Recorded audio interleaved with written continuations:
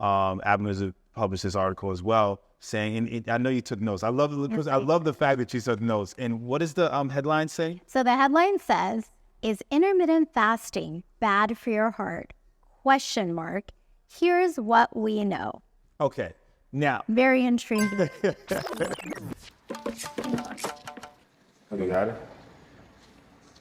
I shouldn't have taken it off at all. Okay.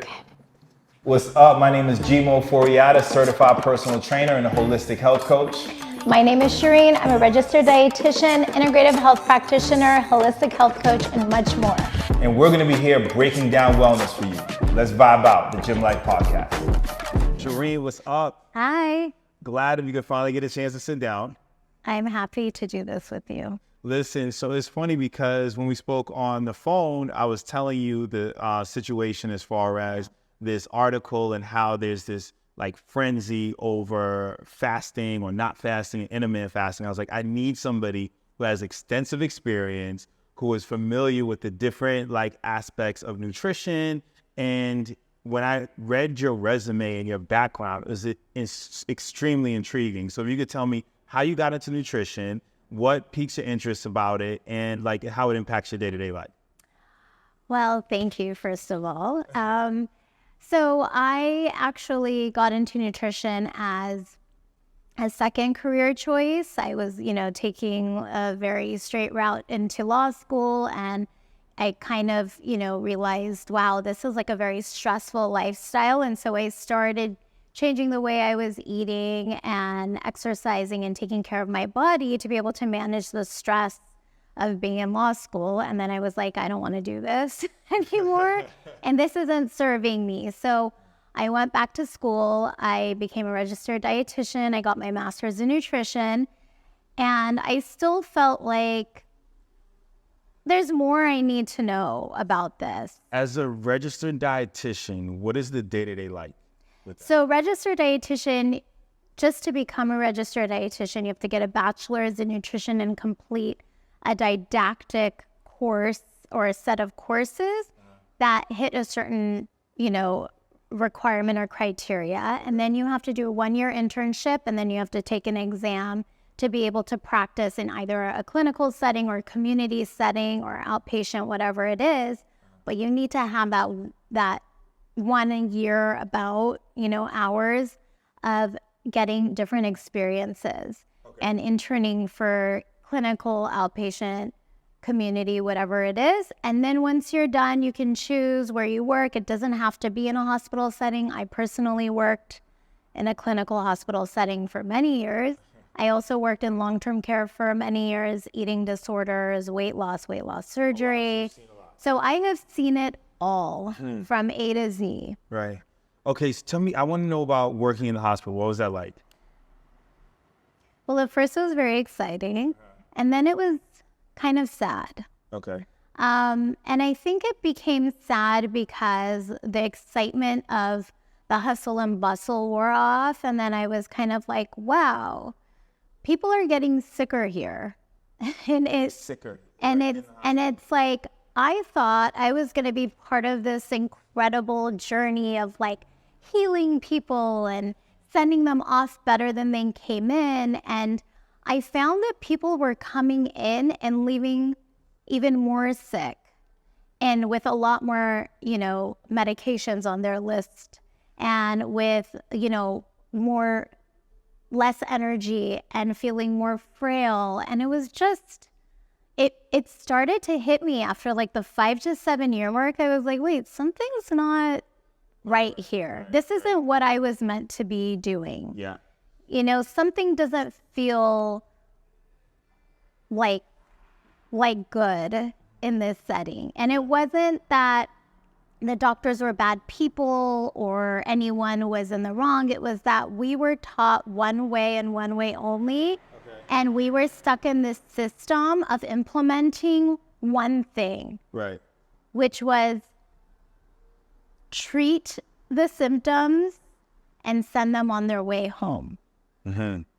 So that's why you could see people come in and they're not doing well. And if you just treat those symptoms and not address the core issue, they could leave on a bunch of medications and not necessarily feeling better, or it can end up coming back again. Yep. Right? That's exactly what it is. Because if you treat the source of the issue, then they're not going to come back. Right. So it becomes now a business as well. Right. And that's what really hit me hard was, do I want to be part of this system? Right. So then you transitioned or Yes. got another certification? So I got a certification as a holistic health coach, and then I slowly transitioned into becoming an integrative health practitioner and holistic health coach. And a lot of that came because of my own lifestyle. So I got another certification to do more holistic type work. And then once I did that, I became a yoga teacher, and I realized how much that practice heals the body and heals a lot of the other things that people were struggling with, whether they were disconnected or with the eating disorder patients. They didn't even have a relationship with their bodies. It really helped with self-awareness. And then I became a Reiki practitioner, which helped me get into the even, holistic health. then I got really deep. But I think that was part of my own personal journey. So I think, what really helped motivate me to go on this path was I was sick from birth. I had GI issues, allergies, eczema from the moment I was born. And ironically, so my dad was an allergist, and we had access to the best of the best, and I was not getting better. Wow. When I started, early teen years, I started getting hormonal issues, and then I had PCOS. And so I was like, okay, something's not right. I did everything the doctors told me. Again, they treated the symptoms. It was temporary, snowballed into more complications, more hormonal imbalances. I was on birth control for years. And I was like, I have to heal myself before I can heal anybody else. What I love about that particularly is you don't only have experience from the professional standpoint, you have experience from the personal standpoint. Right. So it's when you're talking about medications and treating the symptoms, you're like, no, not only have I seen this fail in the professional aspect, I've seen it fail for myself personally. Right. And that's one rule I have, and I always tell people I work with, I will never ask you to do something that I would not do for myself. Right. And sad as it is to say, but my body is like a guinea pig, but in a good way, because I'm not willing to try something on someone for the first time if I don't know if it's safe or if I'm comfortable with it. So that's something that I really try to live by.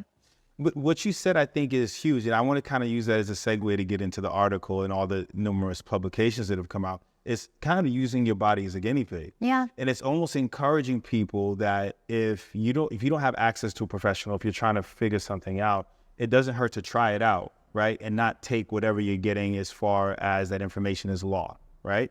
So the big story, and I've seen it's been like everywhere now, is the New York Times published this article. Other avenues have published this article as well, saying, and I know you took notes. I love the fact that you took notes. And what does the headline say? So the headline says, "Is intermittent fasting bad for your heart? ? Here's what we know." Okay, now Very intriguing. this is so important that. And I don't know if you have this. With my clients, I'll get like the text messages or the Instagram messages like, Does this mean I can't do this? Or does this mean I can do this? And by that title alone, we want to encourage people to either read the article, right? Or seek out advice from someone you trust, but don't ever take these headlines and understand them as more than just clickbait. Yes. Okay. Yes. So first of all, it is who's like a zombie every morning on their phones, like just scrolling TikTok, Instagram. You're looking at a bunch of headings. You don't even click on the article. You're just like, I heard intermittent fasting makes you die. And then like everyone's like, oh my God, intermittent fasting can kill you now. Oh my gosh, it can make you have a heart attack. Right. And it's like, this is kind of how our conversation started, right? Yeah. Like you were like, did you hear about that article? And I was like, yes. And I'm not going to lie to you. I don't click on every article. I already know what I know. And so in my head, I'm like, okay, there's probably more to this story than this headline. But the truth is, I'm not going to read everything to the T unless it applies to me. Right. So think about the people that we work with, right? First of all, do they have a science background? I had a master's degree, so that's the only reason why I could probably even read these scientific studies, and sometimes they're even complicated for me. But like, honestly, I haven't read these articles in a long time, and I was like, oh my gosh, what was this word? What did this word mean again? So think about the average person who's just trying to choose what's best for them. Yeah. Yeah. What do you think they're going to go click on the abstract, then go find the actual long article and highlight the data and see what the, study set looked like? And no one's going to do that. No one's going to do that. So let's give a very raw, one word, maybe 2-word interpretation of this article. Then we'll dive into why you think that way. I don't want it to be diplomatic or politically correct. What would you say about this article? I just think it's null and void. This particular study, it's null and void. And one thing you told me, it's peer reviewed? It is not peer reviewed. It's not peer reviewed. Okay. Okay, so there's a few things we want to look for. Okay. If we want to even believe an article has been at least set up correctly or scientifically appropriate, right? You want it to be peer reviewed. Okay. Peer reviewed holds the study to a higher standard automatically. Otherwise, you and I can just be bored one day and say, hey, let's conduct this study with the people at your gym and try to publish it, right? Another thing is you want to make sure the study is published. This was not peer reviewed or published. That is so important to know. So the study was not, or this information was not peer reviewed and it wasn't published. No. Okay. Big. Also, okay, so if you actually bypass the whole title of the article and you delve a little deeper, the New York Times does get into more detail about what they feel like is wrong. So they do talk about, okay, they only interviewed these people twice. This small group of 414 people, they interviewed them only twice, and it was self-reported. So if you want to get a little bit deeper into the quality of the article, is that there was no control group. So it wasn't like the people conducting the study gave them food or gave them a regimen to follow. They just said, hey guys, what did your meals look like? How many hours did you eat? So it was self-reported. Self-reported, so they couldn't, there's also a chance that they couldn't even have actually been fasting. Exactly. Right. They could have just been very, very busy, or they could have been lower income people who couldn't even afford food, or they could have had an eating disorder, or they could have been an addict. We don't even know, because it was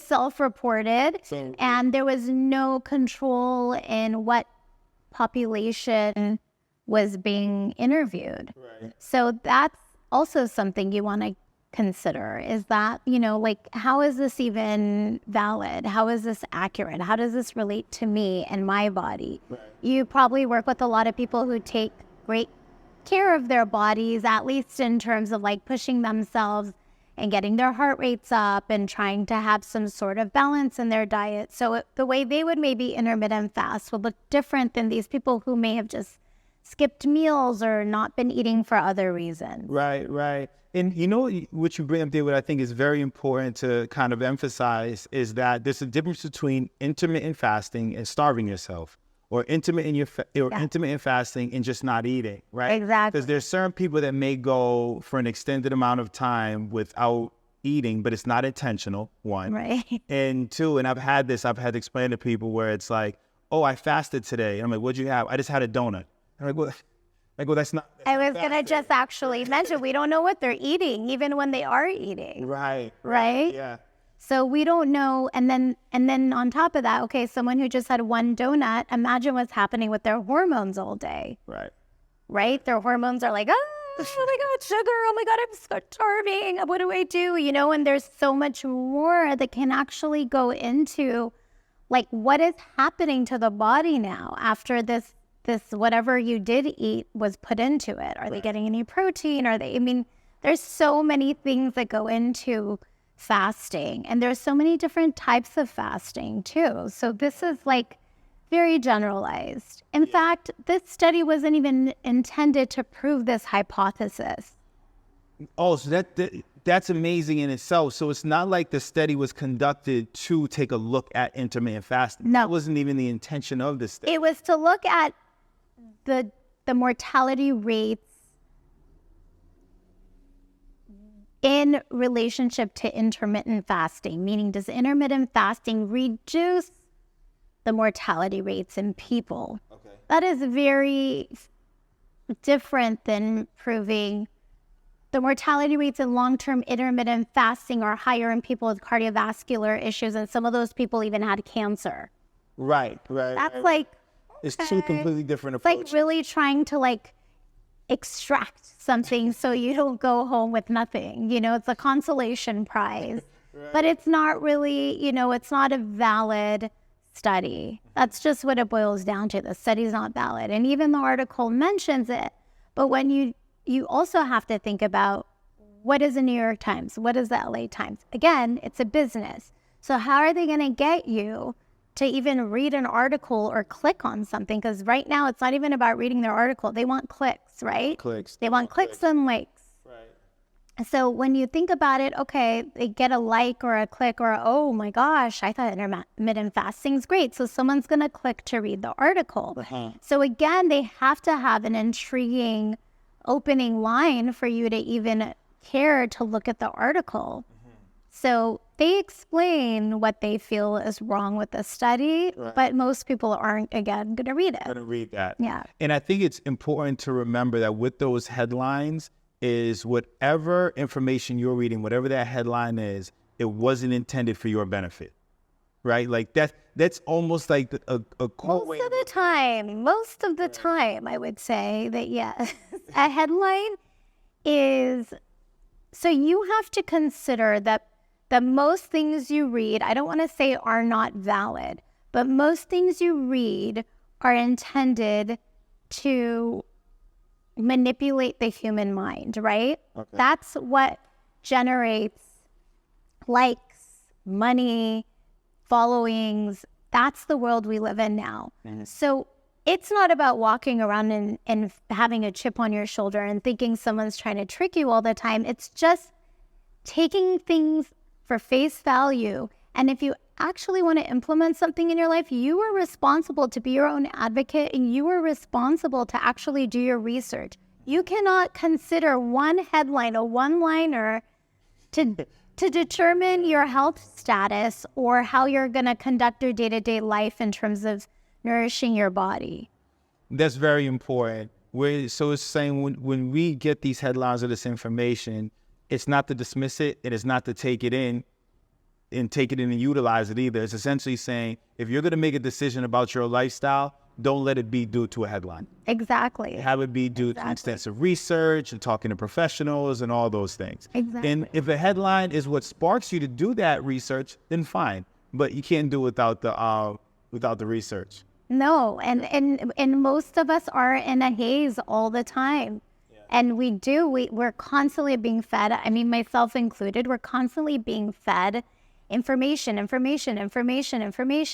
And so because we're on this information overload, chances are we're not going to care to look into things deeper. But I would say, okay, if it's a article about a celebrity like J-Lo or something, and you're like, okay, who cares? It doesn't change your life. But when it has to do with your body, you know, that is when you have to look into it deeper. It's not about doing a deep dive on everything. There's going to be tabloids and TMZ and this and that or whatever. But when it has to do with your health, when it has to do with your personal body, then you have a responsibility to really look in just a little deeper. Or don't follow any specific diet and just try to find a nice balanced way of eating, or speak to a practitioner that you trust, not just any practitioner. You even need to do your research with what practitioner you work with. And that's something I always tell people. Don't just blindly work with someone because they have an aesthetically pleasing social media presence. Right. Because that's also a slippery slope. Mm-hmm. So I noticed you have some highlights on there. I have a lot of highlights. I want to go over a few of them. Okay. So this can help. I as you were going through it, things you've seen to maybe help people if they decide to start reading through these articles? Because it's funny, I kind of segment the clients that I work with. There are some that like just want me to tell them what to do, some that want to know why. Yeah. Right. And for those ones who like want to dive into the information and kind of want to get tips on how to weed through information, I think this would be cool to dive into a little bit. Okay. So what are some of the things you have? Well, we kind of mentioned a few of them. So it's not peer reviewed. It wasn't a published article. It was actually based on an abstract. So an abstract is just a short summary of the whole extended article. So there's so many more details in the actual study than in the abstract. The abstract just gives you a little quick snapshot, which is like for this, it's like literally one page, not even a page. So that's what you're basing all your, your entire headline on. Again, it doesn't really decipher how many hours of fasting these people did. So they could have fasted for 12 hours, 16 hours, 14 hours. We don't know what their socioeconomic status is. We don't know what their health status is. They could have already a lot of health problems coming into the study. The population of the people that were studied was not as large as it probably could have been. And, it's just a lot of times when you're doing anything with food or anything with diets, you want to have a control. You want to actually conduct the study, like either provide the food for them or have them in a specific space, or let's say if it was like in a school cafeteria or something where you control the food and the portions that you're giving them as well, because we have no idea what went into these people's bodies. Like you said, the donut example, very good example. So whether it's a controlled study or not, yeah, big. Yeah, I mean, there has to be that is exactly why peer-reviewed articles are held to a higher standard, because there are actual standards that have to be followed. If you're not following at least the bare minimum standards, just because it's peer-reviewed doesn't mean it's a legitimate study either. You have to look at who's funding the studies. That's one of the big ones. So even when I was getting my degree, we were taught to read the study and then analyze who's funding the studies. That are pharmaceutical companies, or the person who wants to prove the hypothesis. Because if you have stake in the game, you are going to push the hypothesis, right? You're going to design this study to prove your hypothesis. Right. So there's so much that goes into it. I know most people aren't going to want to start reading all these scientific studies. It's very time consuming. Right. Yeah. So what it boils down to is either find a healthy balance, moderation, go to a practitioner. Just because they're a doctor or a dietitian doesn't mean they're experts in what they're talking about. So go to a practitioner that you trust, that's willing to answer your why, so you can ask as many times. So like, why is that? Don't just take their word for it. And if you want, do your own research, which I think is always best. Right. I like that. So it's like, kind of, if you see a study that grabs your attention and you decide to read that article, you just want to kind of look at different indicators for the legitimacy of this study. Yeah. Right. Which is very important. What I would like to do is, like, I'm very big on, and a lot of studies I don't think do this, or some of these headlines, is if we say this isn't something you necessarily want to follow, what are some tips that we can give people to decide whether or not if they want to intermittent fast, right? What are some things that you could look at within yourself? What are some things that you could try? If you are a person who hasn't done any intermittent fasting before and you want to try it, or you're a person who's been messing around with it a little bit, what are ways that we can kind of like encourage people to do it the right way? So start slow. Okay. So you could start with just a 12-hour fast. So ideally, a 12-12 fast would mean you eat within 12 hours of the day and then you fast, or you're pretty much sleeping, getting ready for bed, getting up in the morning in the other 12 hours, right? It's a good slow way to start. You can build up to 14-10, which is 14 hours of fasting, 10 hours of eating, or 16-8, which is 16 hours of fasting and 8 hours of eating. What I do also recommend is Space your meals out even if you're within a fasting window. So don't eat one large meal and overwhelm your body. This is big. It's very big. And that's very big. And I know there's certain schools of thought that actually believe in eating one meal a day and then fasting like the entire other time of the day. But I would say that is not where you want to start. And that takes a very specific body to thrive on that. Also with fasting, you want to consider short-term versus long-term. Short-term, you can be like, I feel amazing. This is great. And I lost 10 pounds in 1 month, usually for men. They really shed those pounds quickly. And that there's a reason. It's probably, their hormones or lack thereof, or their hormone makeup helps with that. But I have the couples all the time where oh my God, the woman's yelling, "Why do you lose weight faster?" Like, it's not me. I promise. Women really are strong in so many ways, but that's a tough one. It's because you lose that weight short term and you're like, I'm going to intermittent fast for the rest of my life. But what does intermittent fasting look like? They're drinking coffee till 1, and then they're having one meal and then maybe a light dinner, and then they're going to bed. And you also have to consider the reason why that's working short term is that it's just a calorie restriction. And I'm not going to get into the whole calorie restriction thing, but again, calorie restriction works short term. Right. Long term, what happens with any diet? People stop losing weight. Yeah. Men or women. Yes. Yeah. And there's a reason. Because when your body is in some sort of deficit, whether it's through fasting or whether it's through just calorie restriction, your body goes, uh-oh, I'm starving. And now I'm going to hang on to every calorie for dear life, right. Even if it's 600 calories, even if it's 700 calories. So that is where you have to look and see, is this going to be a short-term thing for me or long-term? If it's going to be long-term, you're really going to have to find something that's conducive to long-term lifestyle. Because when you get off of the intermittent fasting, if it's not a sustainable lifestyle for you, you're going to have a lot of rebound weight gain. What happens when you get off a diet, you almost gain double in the same amount of time it took you to lose, maybe more. Because your body's like, gimme, gimme, gimme, gimme, gimme, I'm surviving, give me more, give me more. Right. And so you really have to take things slow.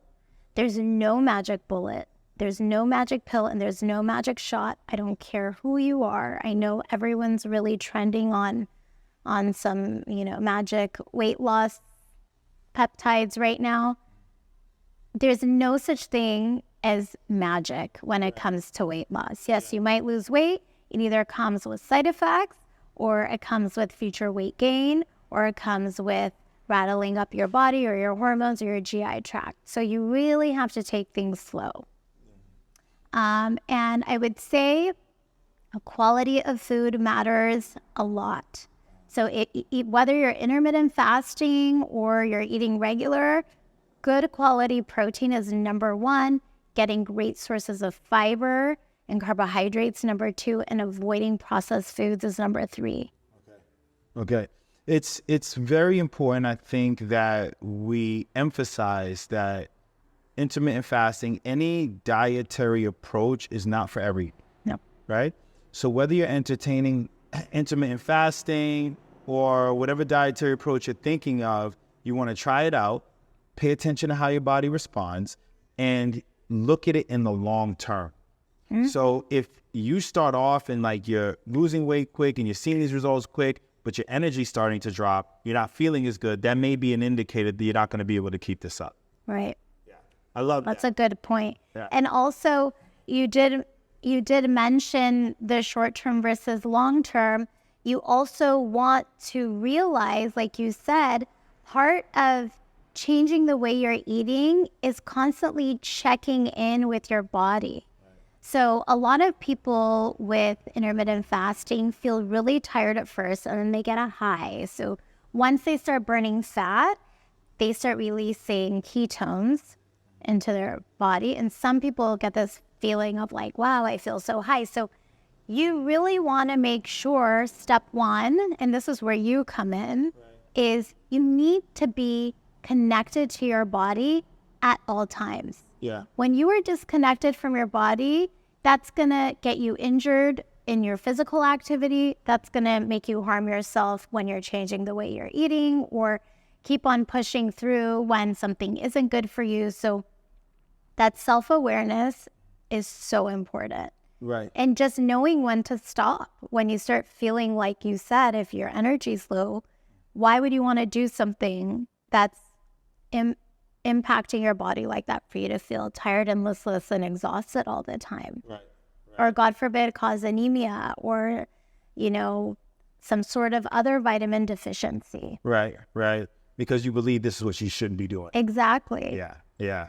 I love that. Okay, well, I'm super glad we got to have this conversation. Me too. And we're going to have to talk again and probably get into a little bit more detail about some dietary approaches and how people could kind of feel out what's best for them. Sounds good. All right, thank you.